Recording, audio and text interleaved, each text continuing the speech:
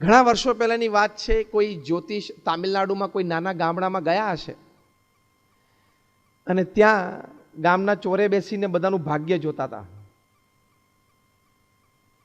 એમાં એક માતા એમના 5-7 વર્ષના નાના બાળકને લઈને ત્યાં ચાલ્યા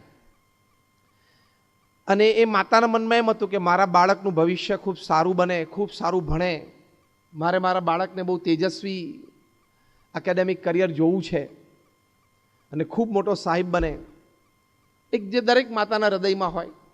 એટલે એના નાના બાળકને લઈને માતા ત્યાં ચાલ્યા અને પેલા એસ્ટ્રોલોજરને કહ્યું કે મારા બાળકનો હાથ તમે જુઓ ને, એનામાં વિદ્યારેખા કેવી છે, કેવું ભણશે.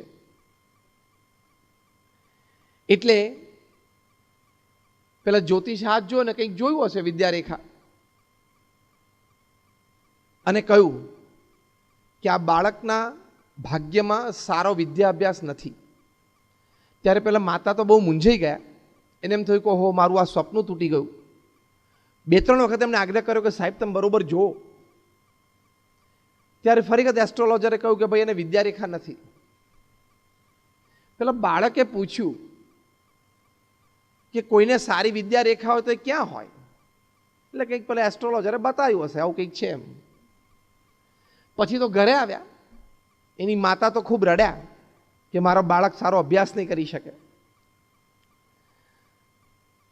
બાળક તો રસોડામાં ગયો, કિચન નાઇફ હાથમાં લીધી અને ચીરો પાડી દીધો હાથમાં. જે રેખાની દિશા પેલા જ્યોતિષે દેખાડી હતી અને લોહીની ધાર છૂટી. એની માતાએ જોઈને ચીસ પાડી કે તે શું કર્યું?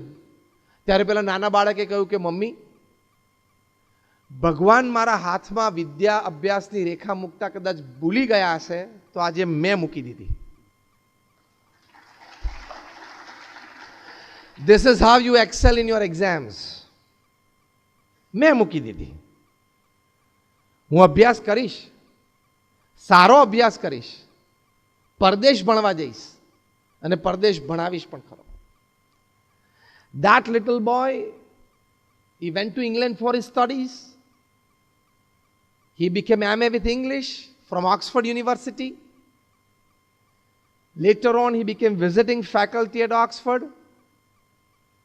And he also became the president of India. I'm talking of Dr. Sarvapalli Radhakrishnan.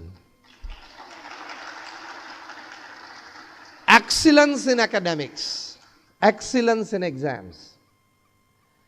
તો આવા દ્રઢ મનોબળ સાથે તમે ચાલો તો શું ના કરી શકો? અને તમારી પાસે 2-3 સારી પ્રોફેશનલ ડિગ્રીઝ હોય તો યુ રૂલ ધ વર્લ્ડ. કેમ્પસમાં કંપનીઝ આવે ત્યારે આપણે શું કામ લાઈનમાં ઊભા રહીએ? એની ઓફિસે તો કોઈ દિવસ લાઈનમાં નહીં ઊભું રહેવાનું. કેમ્પસમાં શું કામ લાઈનમાં ઊભા રહીએ? They should come to you personally. એવું એકેડેમિક ક્વોલિફિકેશન હોવું જોઈએ